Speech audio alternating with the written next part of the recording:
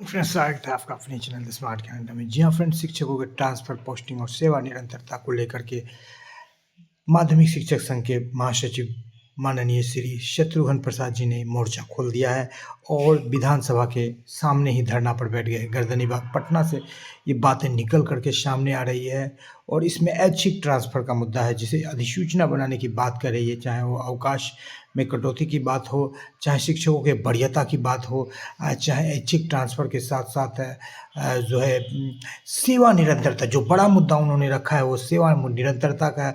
इसको लेकर के वो धरना पर बैठे हैं। तो सीधे चलेंगे अगले स्लाइड पर और देखेंगे क्या कुछ बातें कही गई है। इस धरना स्थल पर जायजा ले रहे हैं संवाददाता। जी हाँ फ्रेंड्स, चलेंगे अगले स्लाइड पर और देखेंगे क्या कुछ बातें निकल करके आ रही है इस धरना स्थल से। सीधे चलेंगे अगले स्लाइड पर और देख लेंगे क्या कुछ बातें निकल करके आ रही है।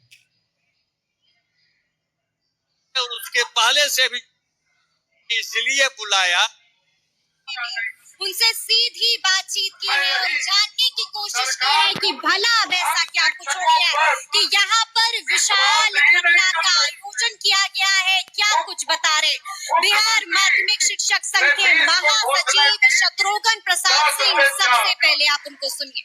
तो देखिए, इस वक्त हमसे बातचीत करने के लिए बिहार माध्यमिक शिक्षक संघ के महासचिव शत्रुघ्न प्रसाद सिंह जी है। सबसे पहले बहुत शुक्रिया बातचीत के लिए। धन्यवाद।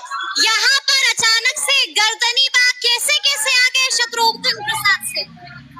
ये बिहार सरकार ने हम लोगों को आमंत्रित किया है। बिहार सरकार के आमंत्रण पर हम लोग आए हैं। अच्छा। हाँ जी। बिहार सरकार ने इसलिए बुलाया कि हमने जो काम किया है वो आपके लिए कितना फायदेमंद है। बिहार माध्यमिक शिक्षक संघ कहता है कि ये आंशिक है। जब तक आप सक्षमता उत्तीर्ण शिक्षकों की सेवा की निरंतरता नहीं देंगे और जो नियोजित शिक्षक 2006 से और उसके पहले से भी जो कार्यरत हैं, उनको अभी तक 18 साल हो गए, आपने प्रोन्नति नहीं दी और स्थानीय निकाय की जो नियुक्ति तिथि है उसी नियुक्ति तिथि से हमारी सेवा की निरंतरता दीजिए। सेवा की निरंतरता के बिना हमारी वरीयता नहीं हो सकेगी और वेतन संरक्षण नहीं होगा। और 3 उदाहरण है। आपने प्रधानाध्यापक की जो नियुक्ति की है उसमें स्थानीय निकाय के जो अनुभव है उनके, उस अनुभव को आपने जोड़ा है। आपने जो डायट, जो प्रशिक्षण महाविद्यालय में लेक्चरर बहाल किया, उसमें हमारे नियोजित शिक्षक बहाल हुए, उनको भी सेवा का अनुभव आपने दिया है। ये 2 हो गया। नियम में लिखते हैं कि वेतन संरक्षण देंगे, तो वेतन संरक्षण तब होगा जब नियुक्ति तिथि से हमको सेवा की निरंतरता दीजिए।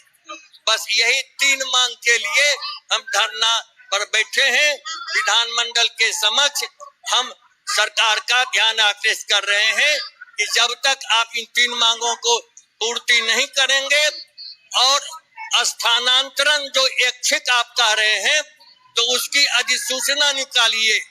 महिलाएं ज्यादा संकट में हैं, दिव्यांग ज्यादा संकट में हैं, गुरु शिक्षक भी जो बिहार लोक सेवा आयोग से आए वो भी बहुत दूर है और जिसको आपने TR1 TR2 में बहाल किया है वो भी दूर में है।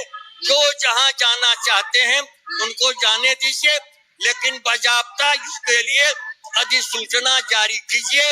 अभी तक मुख्यमंत्री की जो घोषणा हुई 20 तारीख को, उसकी कोई अधिसूचना जारी नहीं हुई है, इसीलिए हम लोग धरना पर हैं। लेकिन आपको याद होगा कि नियुक्ति मेले से पहले शत्रुघ्न प्रसाद सिंह का भी, आपको याद होगा कि नियुक्ति मेले से पहले आपका भी बड़ा बयान आया था, वीडियो मैसेज आपने जारी किया था कि हम इसका बहिष्कार करते हैं। शाम में जो है मशाल जुलूस भी निकाला जाएगा। लेकिन हमने देखा कि शाम में मशाल जुलूस तो निकला, लेकिन सवेरे सवेरे ही शिक्षक नियुक्ति पत्र लेने चले गए।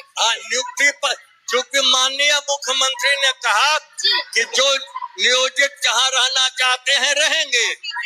हाँ, और जब उन्होंने घोषणा कर दी तो उसके अनुरूप कानून नहीं बना।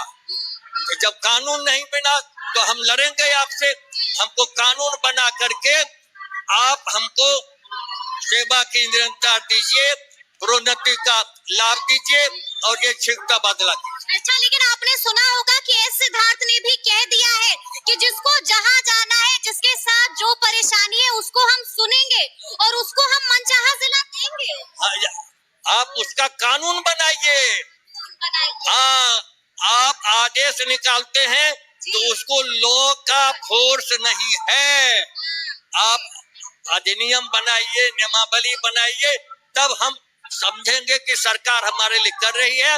अभी तक आपने हमारे लिए जो होना चाहिए संतुष्टि वो आपने नहीं दी है, क्योंकि नियम आपने नहीं बनाया। अच्छा, आपने ये भी सुना होगा कि एस सिद्धार्थ ने साफ साफ कह दिया था कि कुछ ऐसे शिक्षक हैं जो स्कूल से भाग जाते हैं, भगोड़े हैं, जिसके बाद शिक्षक भड़क गए थे कि आप हमारा अपमान नहीं कर सकते हैं। जो हमारे निष्ठावान शिक्षक हैं, हम उनके पक्षधर हैं। जो गड़बड़ी करते हैं पूरी जांच कर लीजिए और तब आप कार्रवाई कीजिए। अब 3-3 बार हाजिरी बनाना है। हाँ हाँ, हाजिरी लेकिन ऐप से बनाना छोड़वा दीजिए, आप ऑफलाइन हाजिरी लगाइए। ऑफलाइन हाजिरी लगाइए। अच्छा, आपको क्या लगता है ऑनलाइन अटेंडेंस में कोई तब्दीली आएगी क्या? तब्दीली सब जगह नेट नहीं है, कभी कभी नेट भाग जाता है तो सब गैर हाजिर हो जाता है।